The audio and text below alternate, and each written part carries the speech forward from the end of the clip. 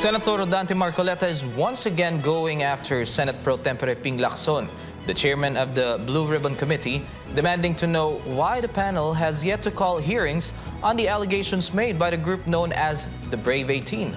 Marcoleta is questioning why the committee appears to be scrutinizing only select evidence, even as major political figures and personalities have been named by former soldiers who allegedly delivered cash-filled suitcases linked to flood control issue.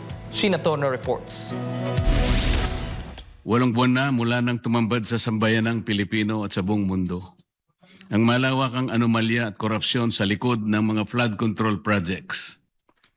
Pagkatapos ng 8 buwan, natukoy na ba kung sino ang mga walang hiya?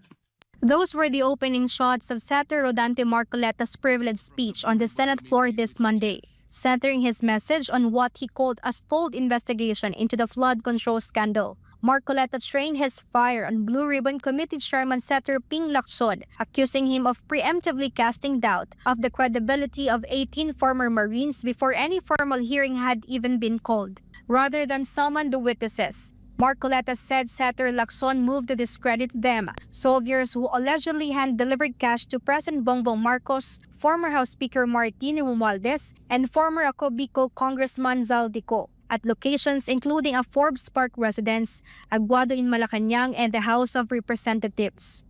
Pero ano po ang ginawa ng chairman ng BRC? Sa halip na iharap sa taong bayan at diretsahang tanungin sa kanilang mga pahayag, kahagad na pinag-alinlanganan ang kanilang kredibilidad. Bago pa man masuri ang kanilang salaysay sa harap ng Senado, tila na buo na ang isang konklusyon sa mismong chairman na dapat sana ay siyang magsiyasat nito. Ipinagkibit-balikat na lamang ang kanilang mga salaysay nang hindi man lang binigyan ng oportunidad na sumagot sa mga konklusyon at teorya. Kung ang kanilang mga pahayag ay hindi kapani-paniwala, lalong nararapat na sila'y paharapin sa isang formal at pagdinig upang doon mismo masubok ang kanilang inihayag.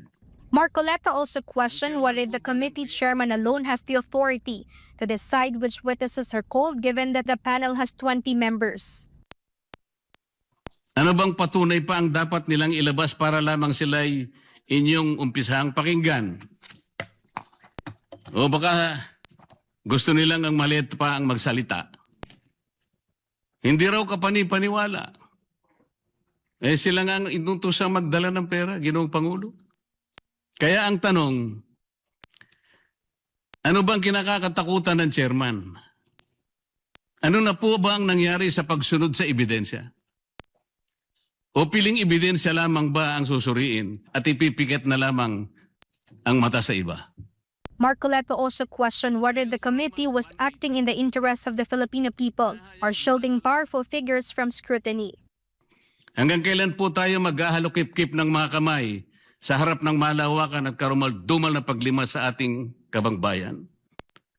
Hanggang kailan po maghihintay sa wala ang taong bayan na mistulang ninakawan sa tanghaling tapat? Hanggang kailan ang mistulang pagbubulag-bulagan, Ginoong Pangulo? Meanwhile, Senator Ping Lacson says he is ready to respond and will answer Marcoleta's privileged speech point by point, calling it short on research and fact-checking. Senator Lacson also stressed that Marcoleta's office received a copy of the committee's partial report as far back as February 11th, but the senator never signed it, not even to register a dissent. Senator Ping Lacson added that as a chairman, he was the first to sign the report before it was circulated, directly contradicting Marcoleta's claim. For God and for my beloved Philippines, this has been Sheena Torno, SMNI News.